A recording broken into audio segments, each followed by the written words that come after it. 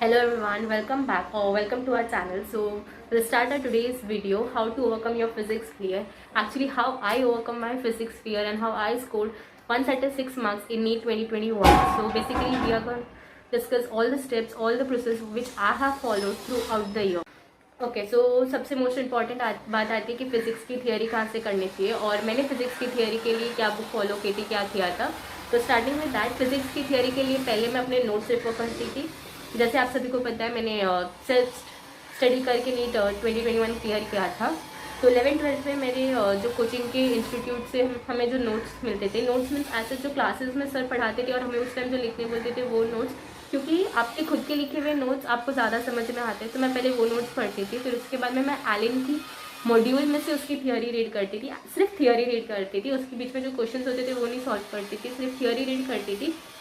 और theory read करने के बाद में मैं कोई यूट्यूब पे वन शॉट वीडियो सर्च कर लेती थी, वन शॉट में जो पूरे चैप्टर को समराइज़ कर दे ताकि मैं इजीली अच्छे से क्वेश्चन सॉल्व करूँ, तो वो देख लेती थी।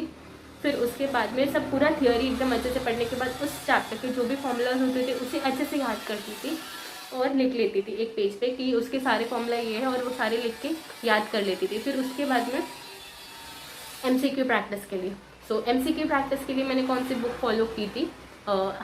पहले तो एलन की थियोरी जो मॉड्यूल्स थी उसके पीछे जो बैक एक्सरसाइजेस थी पहले वो सॉल्व करती थी। फिर उसके बाद में जब सारी बैक एक्सरसाइज सॉल्व हो जाती थी उसके बाद में मेरे पास जब बहुत टाइम था, क्योंकि लास्ट के 6 मंथ्स की मैं बात नहीं कर रही हूँ, जब आपके पास 12 मंथ्स का टाइम होता है ना, तब आपके स्टार्टिंग के जो 4-5 मंथ्स है उसमें अगर आपके पास बहुत ही ज़्यादा सफिशिएंट टाइम है तब आप कोई दूसरी बुक सॉल्व करने का सोच सकते हैं। तो मैंने उस टाइम यूएसएस सॉल्व करने का सोचा था, और I think so USS solve करने से ऐसा कुछ फ़ायदा नहीं हुआ मुझे फिजिक्स से। ऐसा नहीं कि मेरे कोचिंग इंस्टीट्यूट में मेरे मार्क्स ज़्यादा इंक्रीज़ हो गए थे वो सॉल्व करने से, ऐसा कुछ नहीं था। सिर्फ ये था कि एक ही टाइप के क्वेश्चन उसमें बहुत ज़्यादा रिपीटेटिव होते थे, तो उससे क्या होता था मेरा पूरा फॉर्मूला अच्छे से रिवाइज हो जाता था। तो सारे फॉर्मूलेस मतलब बार बार वही रिवाइज हो जाते। और आपको MCQ प्रैक्टिस करने से यही होना चाहिए कि आप जैसे ही MCQ प्रैक्टिस करते हो तो आपके सारे फॉर्मूले याद होने जाते हैं। इसीलिए हम MCQ प्रैक्टिस करते हैं कि ताकि हम कोई भी MCQ प्रैक्टिस करें तो हमें एक फॉर्मूला रिकॉल होता जाए और हमें वो हमारे दिमाग में बैठा जाए। और फिर उसके बाद में बुक्स ही सॉल्व की थी। फिर बात आती है NCERT की, फिजिक्स की NCERT फॉलो करनी चाहिए कि नहीं करनी चाहिए। हाँ, तो फिजिक्स की NCERT को रीड करना चाहिए। अगर आपके पास बहुत टाइम है तो आपको रीड करना चाहिए। मैंने क्या किया था, मेरी जो NCERT थी वो पुरानी NCERT थी, मतलब मैंने किसी से मेरे फ्रेंड से NCERT ली थी। तो उसमें क्या ऑलरेडी मार्क किए हुए थे।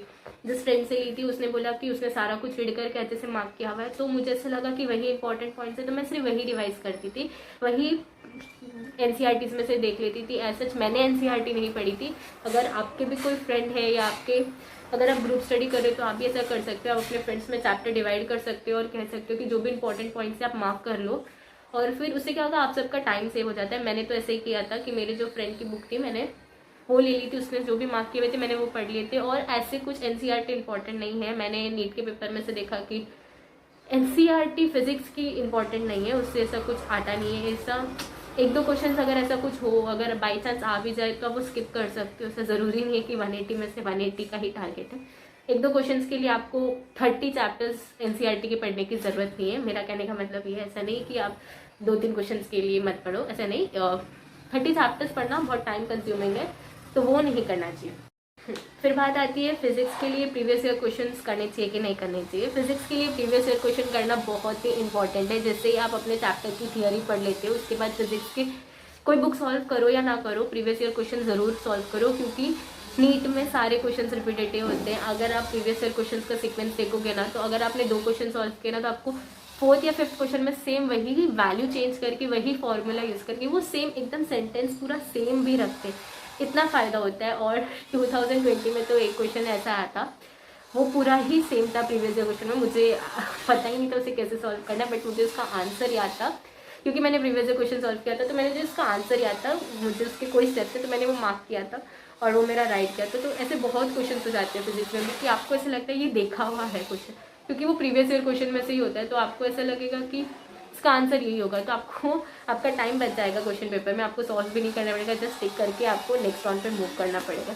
तो बहुत इंपॉर्टेंट है फिजिक्स के प्रीवियस ईयर क्वेश्चन करने के। ज़्यादा से ज़्यादा हो सके तो आप 20 ईयर्स के प्रीवियस ईयर क्वेश्चन करो, 10 ईयर्स के क्वेश्चन मत करो। जो पुराने क्वेश्चन से उनको वो रिपीट करके फिर से डालेंगे। अभी जो लेटेस्ट आए उन्हें वो वापस रिपीट नहीं करने वाले, लेकिन जो पहले क्वेश्चन आए थे उन्हें रिपीट करने का बहुत ही ज़्यादा चांसेस है। तो वीडियो का कंक्लूजन ये है कि फिजिक्स में पहले आप थियोरी पढ़ो।